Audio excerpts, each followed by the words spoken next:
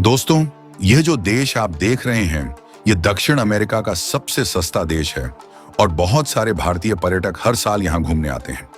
इसका एक शहर तो ऐसा है जिसे देखकर आपको लगेगा कि आप भारत के पंजाब में हैं। ये है बोलीविया।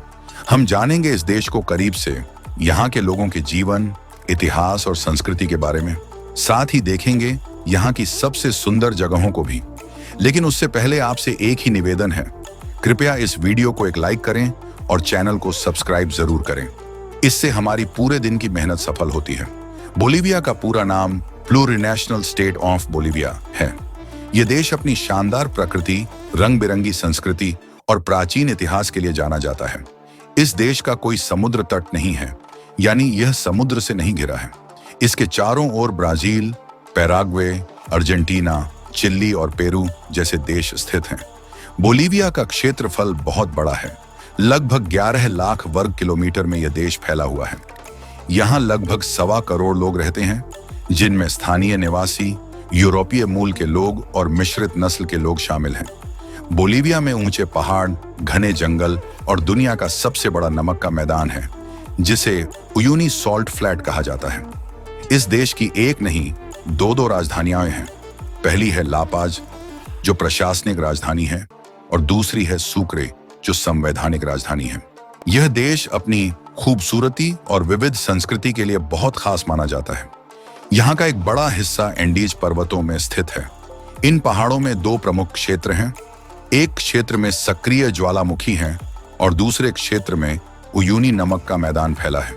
यह मैदान दुनिया का सबसे बड़ा नमक का मैदान है, जो लगभग 10,000 वर्ग किलोमीटर में फैला हुआ है। ये इतना विशाल है कि इसे अंतरिक्ष से भी देखा जा सकता है। वर्षा ऋतु में यह मैदान एक विशाल दर्पण की तरह चमकता है, जो बेहद सुंदर लगता है। यहाँ की धरती नमक की मोटी परत से बनी है और इसके नीचे लिथियम जैसे कीमती खनिज पाए जाते हैं। दूसरा हिस्सा बर्फ से ढके ऊंचे पर्वतों का है, जो 20,000 फीट से भी ऊंचे हैं। इनमें सजामा जैसी चोटियां हैं, जो सैलानियों को बहुत आकर्षित करती हैं। इन पहाड़ों के बीच एक बड़ा पठार है, जिसे अल्टीप्लानो कहा जाता है। यह पठार समुद्र तल से लगभग 12,000 फीट की ऊंचाई पर है और पेरू से लेकर अर्जेंटीना तक फैला है। यहाँ का मौसम बहुत ठंडा रहता है और कई छोटे छोटे गांव भी बसे हुए हैं।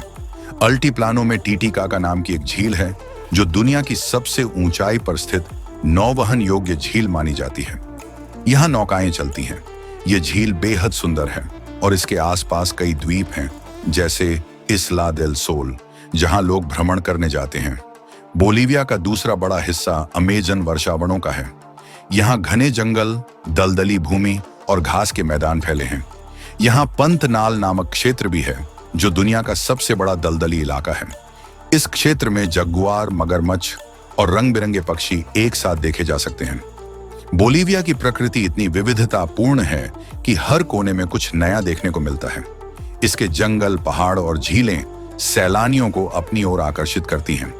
अगर आप प्रकृति प्रेमी हैं, तो बोलीविया आपके लिए किसी सपने जैसी जगह हो सकती है।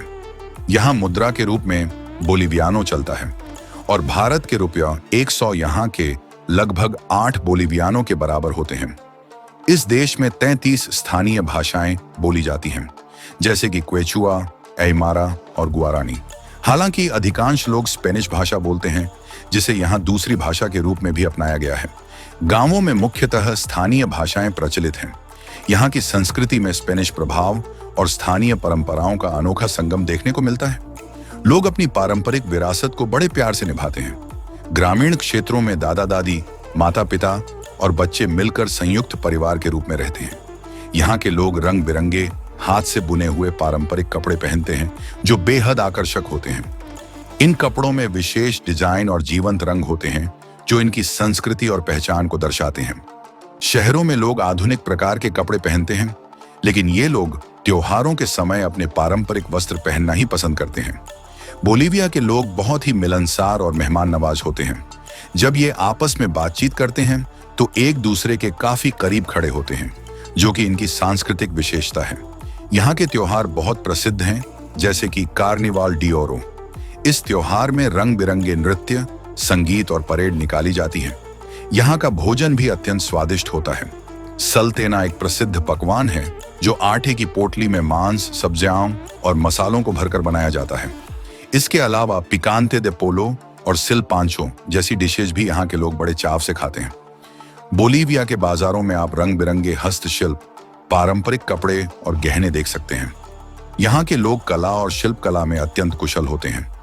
यहाँ की संस्कृति इतनी विशेष है कि हर किसी को अपनी ओर आकर्षित कर लेती है। बोलीविया का इतिहास बहुत प्राचीन और रोचक है।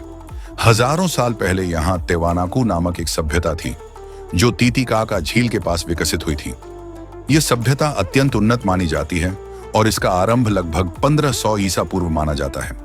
तेवानाकू के लोग खेती किसानी में बड़े दक्ष थे।